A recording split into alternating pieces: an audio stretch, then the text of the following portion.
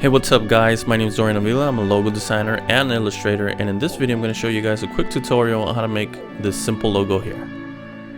Alright guys, let's get right into it. Alright guys, so using the blob brush with Shift B, we're going to start outlining the sketch I did in Photoshop, and this was for a real customer, a previous customer I did for a essential oils company. So again, using the blob brush, we're just gonna trace this whole sketch right here. It's Indian farmer, and I love using the blob brush again because it helps you with shapes, outlines. It kind of helps you do those curves real nice. I've shown you guys in previous videos. So if you're trying to do a shape, a curve that's not you're not capable of doing perfect curves, you can mess up a little bit, and when you let go of the blob brush, as you can see, kind of helps you out. Let me do a bigger one. So we got a little curve we're trying to do here, and it might not be perfect, but once we let go, if you pay attention to that curve, the blob brush helps you out with that. Also, it's great for erasing with Shift E, because basically a blob brush, what it is, it's actually two vector lines, it's not one. So let me show you right here. I'm not sure if the camera can pick this up, but as you can see, there's a point right here and a point. Let me zoom in all the way. A point right here and a point right there. That's the blob brush. It's actually doing a blob in a sense. So when you select it, you can see it's actually making kind of like an oval shape, versus the pen tool just does a line. So let's get the pen tool from one point to another. It's just a line with a pen tool. It's possible to erase that, but it's just a little bit harder. With a blob brush, you just Shift E with the eraser and you can erase almost anything. And that's why I use the blob brush. It's great for erasing a lot of little mistakes. Okay, so we're gonna zoom into this design right here. Again, it's an Indian farmer. Previously had done this in Photoshop. And we're just going around the whole design. Like so. Now we're gonna fill in all this missing negative space. Just going all around.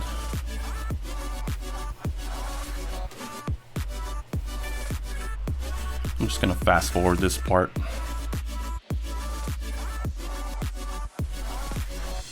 So right here I'm working on the facial hair.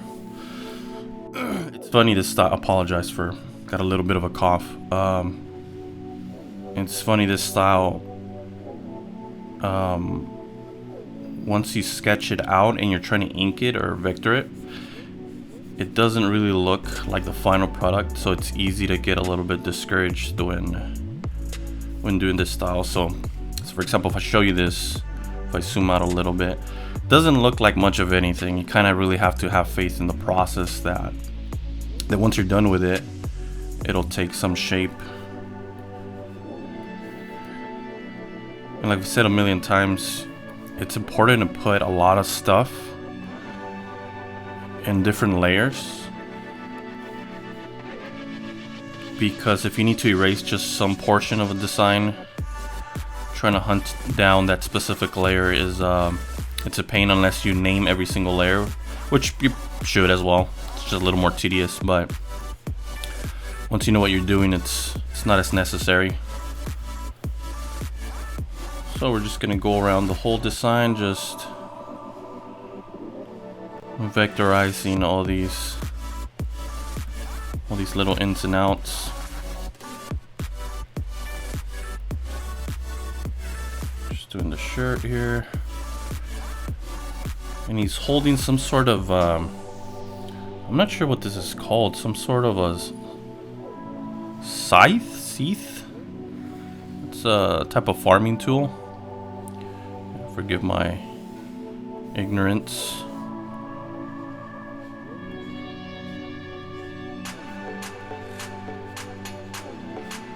And we're just going through all these little lines here.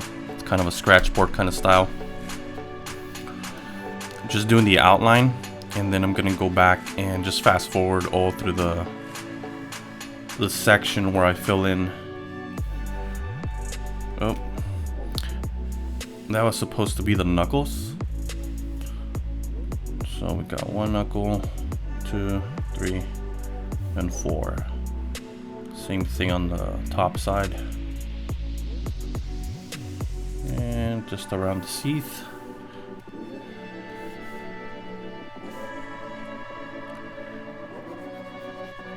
Again, the blob brush, you can find it with Shift B. It's my favorite tool. I just use the default settings. I don't do anything fancy. Sometimes people ask me what type of brush I use or what settings I use it in. I'm a simple man. I don't use anything fancy, honestly. I just use the default settings on it. And I'm currently using a MacBook Pro. So people think this is an iPad. It's not. It's too big for an iPad. It's at least twice the size of the biggest iPad available right now. It's 22 inches. It's a Wacom Cintiq. Okay, so in this part, I'm just gonna fill in a lot of the shadows. I'm just gonna fast forward this part.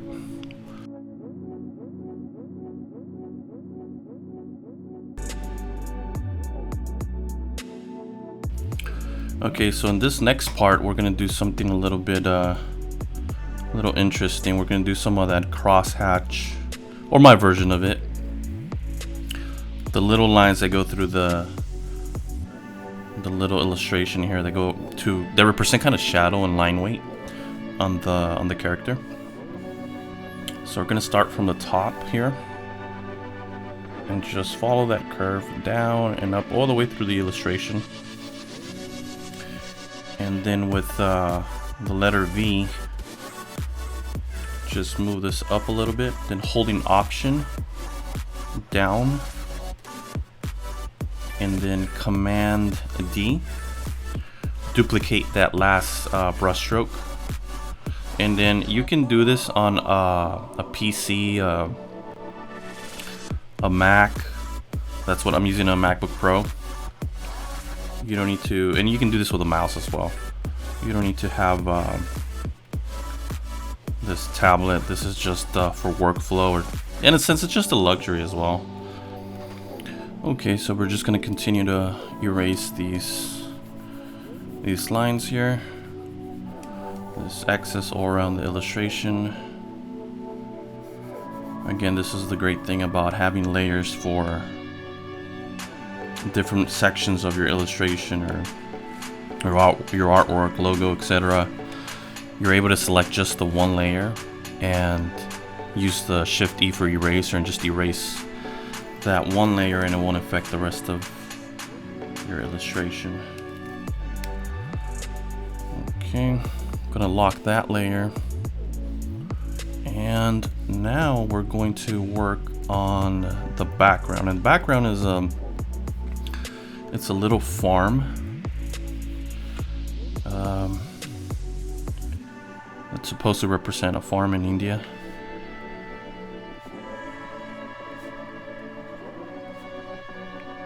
I've never visited India, so I honestly can't say how accurate or inaccurate this illustration is, but someone from India approved it, so it must be close enough. Okay, right here in the background we're doing some bushes. Well, combination of bushes and trees. Not necessarily just bushes. I'm old school, so I fill in I'm gonna make the blob brush a little bit bigger here. I fill in a lot of the negative space with just traditional strokes. There's an easier way to do this with the shape builder with Shift M, selecting portions of your illustration, and just with Option you can remove certain shapes. I can show you guys that right now real quick on another layer. So for example, let's say you wanted to do a circle here. Holding Shift, it'll keep the circle in a perfect circle, because if you just use the circle shape and do that, it comes out like any other, an oval almost. So with Option, whoop, I didn't mean to do that. Let's try to fill in that circle again. With Option, we have a second circle. Now let's select both circles with Shift. And if you can see here, let me zoom in a little bit. Oh, this thing's kind of glitching on me. I use this remote here for shortcut keys because I can't fit a keyboard when I'm using this tablet. Yeah, for some reason it's kind of glitching on me. There we go. So we select both. Let's change the color on these. Make them a lighter color.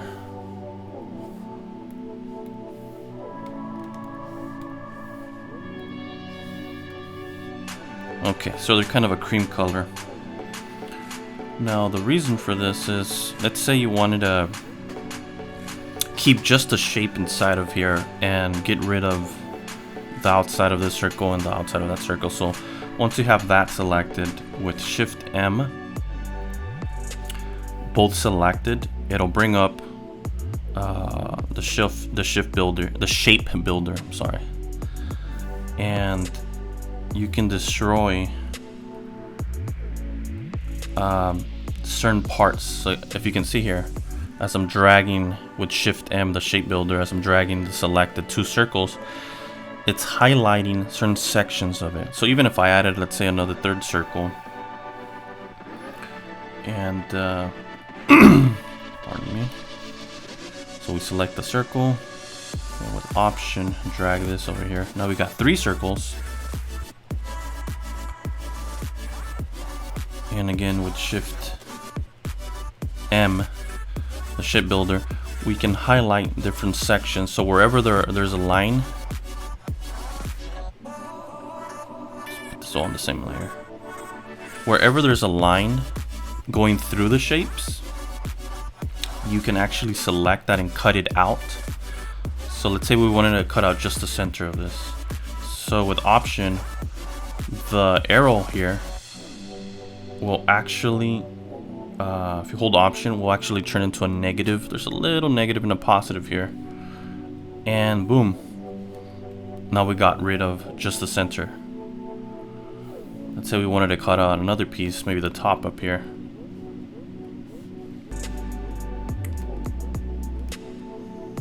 Oh.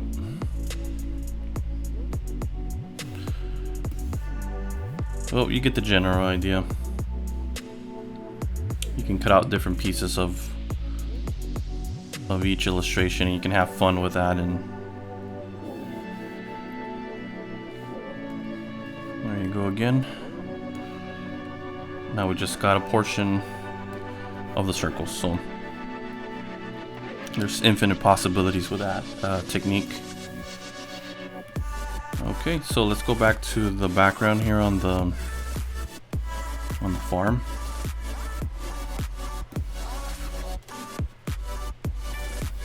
And we're just tracing the little lines around the farm here,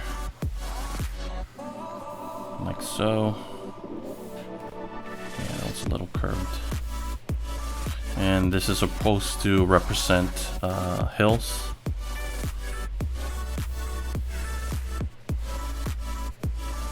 We're just filling in the little negative space on some of this. And all the way down like so.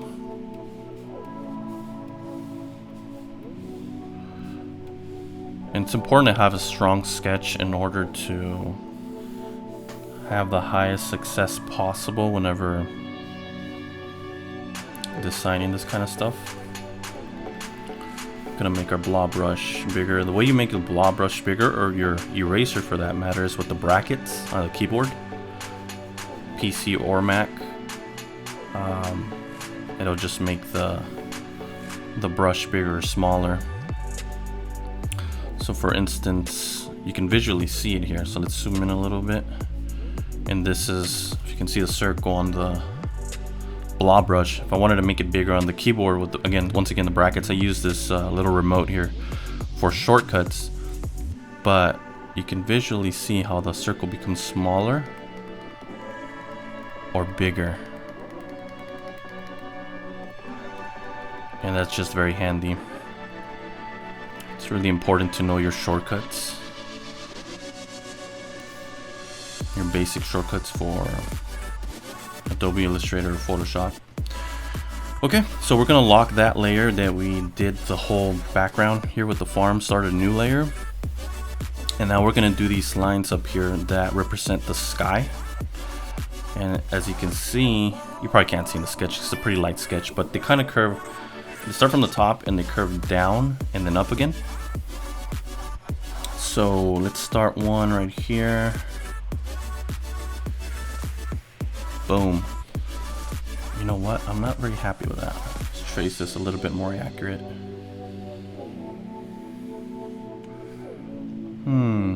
Still not happy with that. So let me go with this. Okay, I'm happy with that. So we're gonna grab that line, bring it down here, kind of in the middle somewhere. Make sure that it stretches out to the edges of the circle, and then with Option, move it up. So once again, we're just going to copy these lines, just move them up, and with Command D, just duplicate them. So Command D, what it does is it just duplicates the last action you did. And since this is all on one layer, I can select that layer and just go ahead and erase inside of the illustration the lines I don't desire. Just all over the face and some of the chest,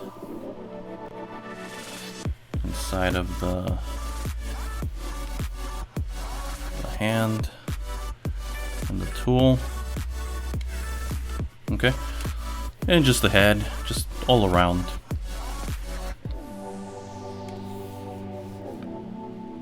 And we're just gonna go ahead and actually make the blob brush pretty large and erase around the entire illustration a little bit. Well, maybe not that big. Let's try that size. And we're just gonna go around the whole illustration, and we're attempting to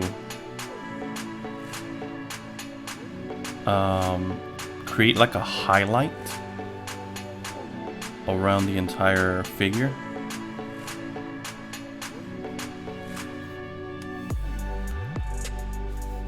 That way it doesn't interfere with the background as much.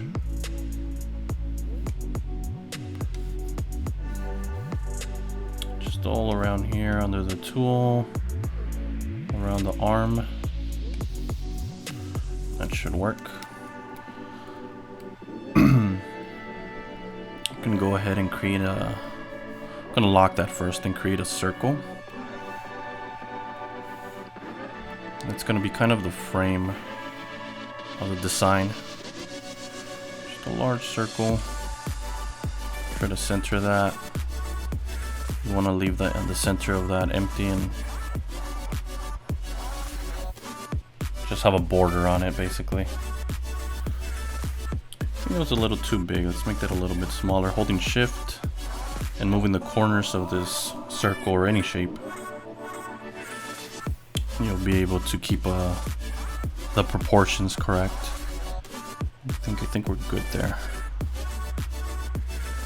Now what we do here is select that circle, that layer, and then the previous layer with these lines up here, and with Shift M going to go ahead, let's just put the circle on the same layer as the lines. Oh, it's not allowing me to do that, so let's try that again. And what we're doing here is we're erasing the lines outside of the circle.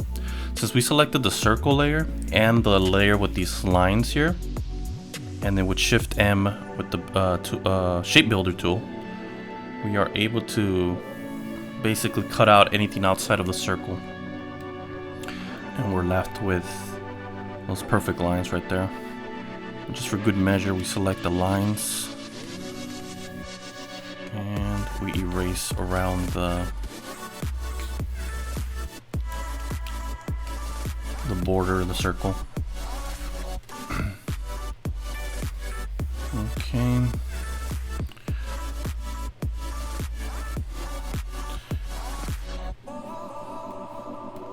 I see a little space over here that needs some color. Also, we're gonna go ahead and unlock the entire layer or layers and recolor this. Oh, didn't mean to do that. There we go. So we're basically turning the whole illustration into the same color. It was just black before. I'm using a really dark green for this illustration. So I have a color palette prepared. It's a red, cream peach, like a peach color, and then a really dark green. Okay.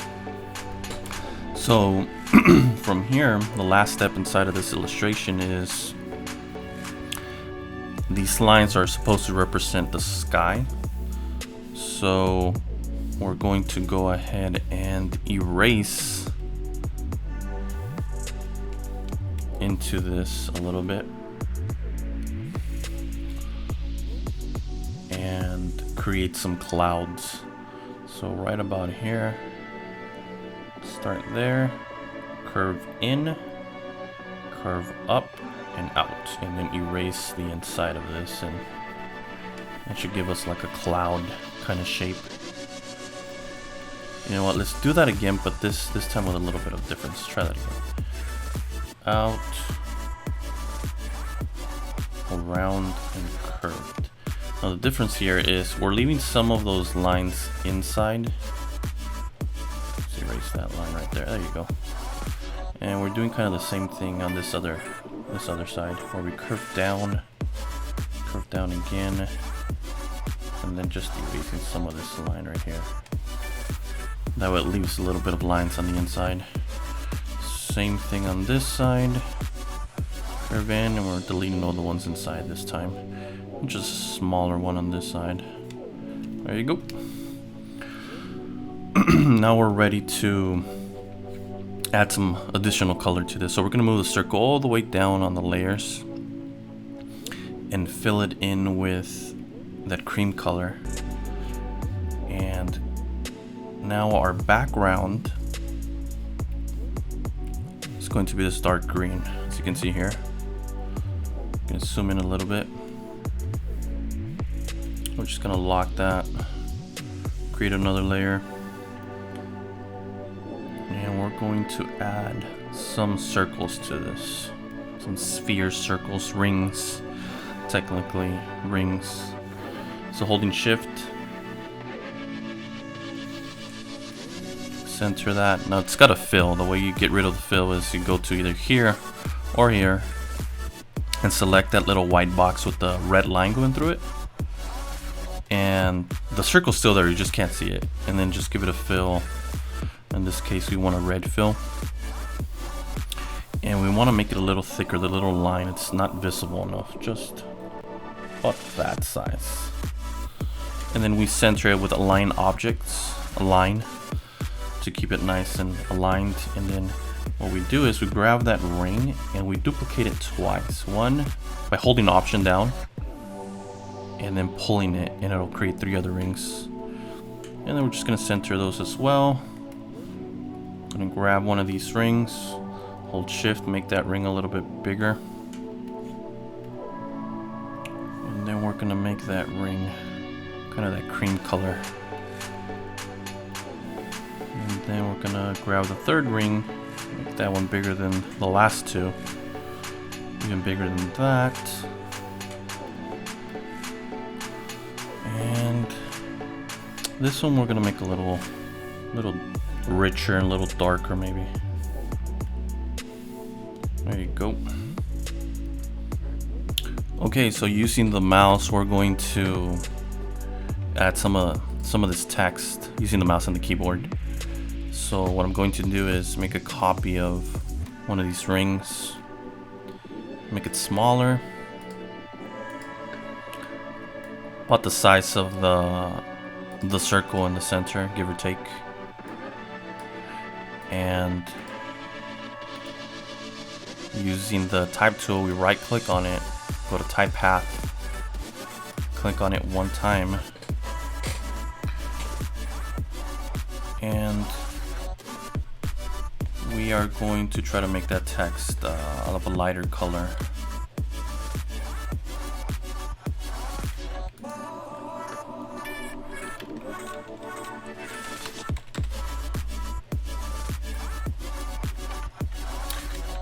Yeah, it looks like it put it on it put it on a square, not the circle. So let's try that again.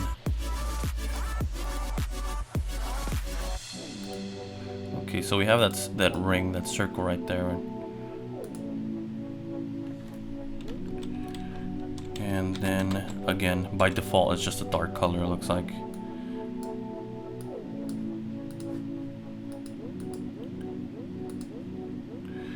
And we're going to attempt to make that a little bit lighter. There you go. And a little bit bigger.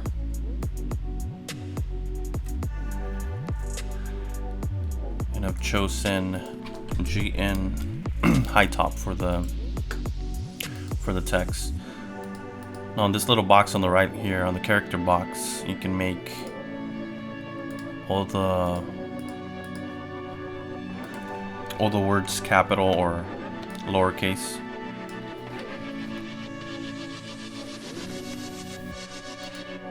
And then we're just gonna make this text big enough to fit into the design.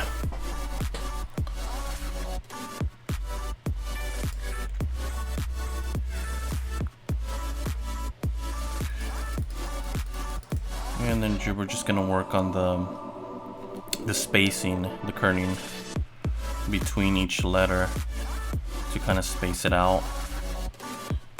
Sometimes it's easier just typing in the number than just doing it manually. So, okay, and on the bottom, holding Option on selecting the text right here on the layer section, and then just making a copy of it, and then going to see how it's upside down.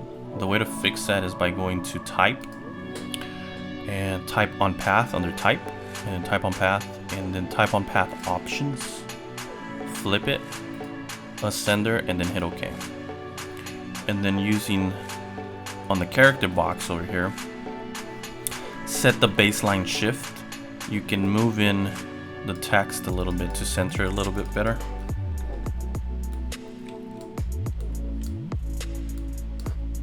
And I'm trying to go ahead and select that text to type something else in. Okay, it's giving me a hard time here.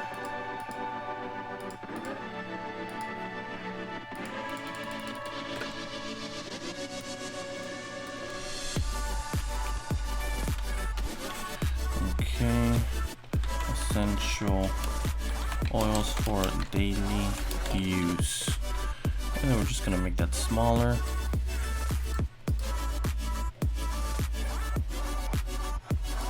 And we're probably going to use a different typeface family on a different font. Let's center that a little bit better. And let's go with Lato on this. Let's go with heavy. Okay, I think we're good. And then just for the cherry on top, we're going to add 2 little dots in red on each side of the illustration. So with the circle, with the ellipse tool, holding shift, there you go.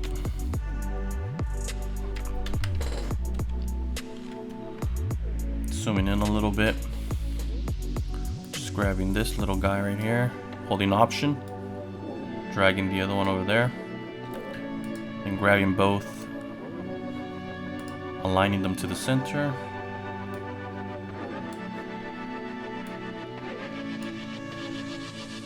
And that should do it. Okay, thank you guys for watching. Let me know if you have any questions. I get back to every comment. You guys have a great one, and peace out.